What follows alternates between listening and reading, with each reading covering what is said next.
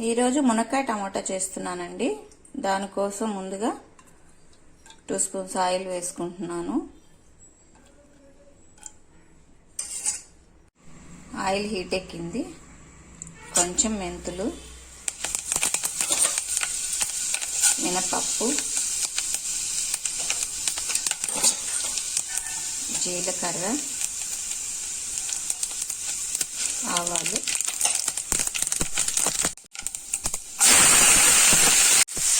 ఉల్లిపాయలు,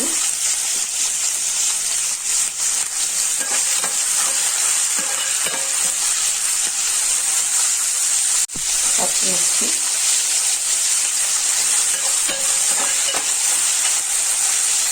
కొంచెం కరివేపాకు వేసుకుంటున్నానండి.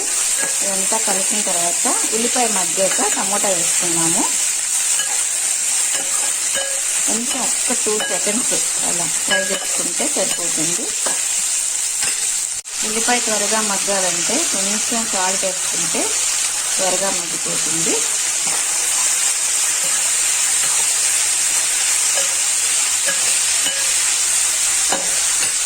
ఒక 2 సెకండ్స్ అలా మూత పెట్టి మగ్గనిద్దాం.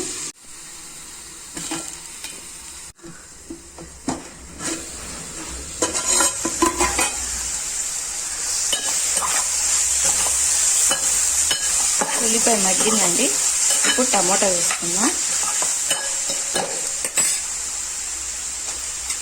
కొంచెం టమోటాలు ఎక్కువ వేసుకుంటే గ్రేవీ బాగుంటుందండి. వాటర్ వేయాల్సిన అవసరం లేదు దీంట్లో.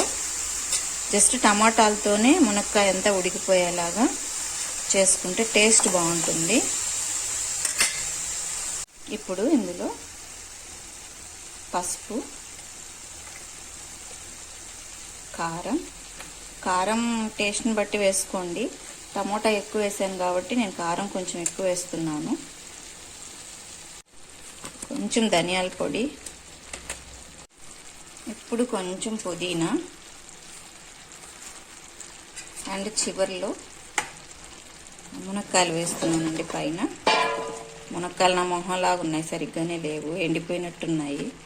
అయినా తప్పదు కాబట్టి ఇంకా చేసుకుంటున్నాను ఉన్న వాటిలో, దొరికిన వాటిల్లోనే. ఇప్పుడు వీటిని ఇలా వేసేసుకొని సన్నని మంట మీద మూత పెట్టి ఒక 5 మినిట్స్ ఉడకనిద్దాము.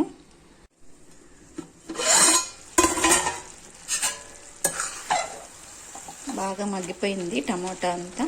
ఈ టమోటా వాటర్తోనే మునక్కాయ కూడా ఉడికిపోతుంది. వాటర్ పోయాల్సిన అవసరం అయితే లేదు. చాలా బాగుంటుంది అప్పుడు వాటర్ లేకుండా. టమోటా వాటర్ తోటే కర్రీ అంతా ఉడికిపోయిందంటే.